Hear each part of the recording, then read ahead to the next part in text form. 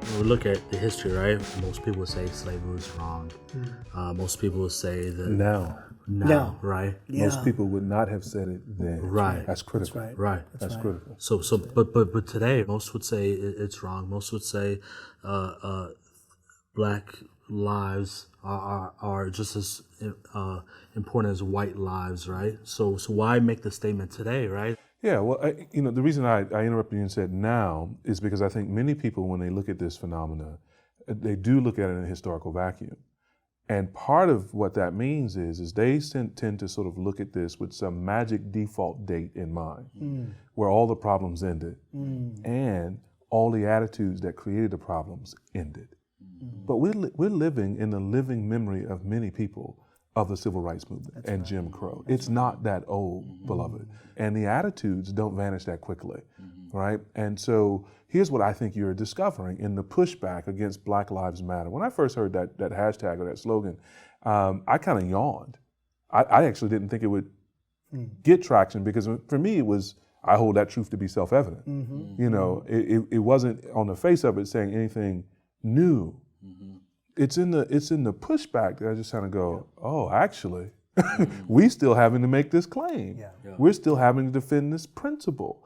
You alluded to it a moment ago. There's a distinction that can be made between the principle and the organization, Black Lives Matter. And I think it's an important distinction for a Christian to make. But it's bizarre to me that anyone would qualify that principle and think of themselves as the enlightened ones. And that's precisely what we're seeing in much of the discourse. You look at social media and so on, you see people pushing back against the notion Black Lives Matter with, white lives matter, blue lives matter, and so on and so forth. And that is many people have said it, is to completely miss the point. That the long history and the long narrative, as my brother just recited, is one of consistently saying, pervasively through the social institutions and structures and mores, that Black lives don't matter. And I think fundamentally we have to understand that all lives won't matter until Black lives matter, right? Until all Black lives matter. I mean, that's the discourse.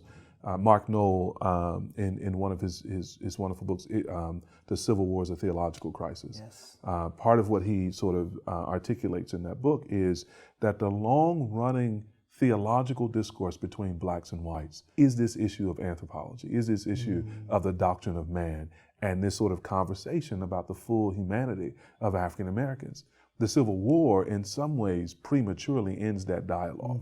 It ends it with conflict, and it settles it by force.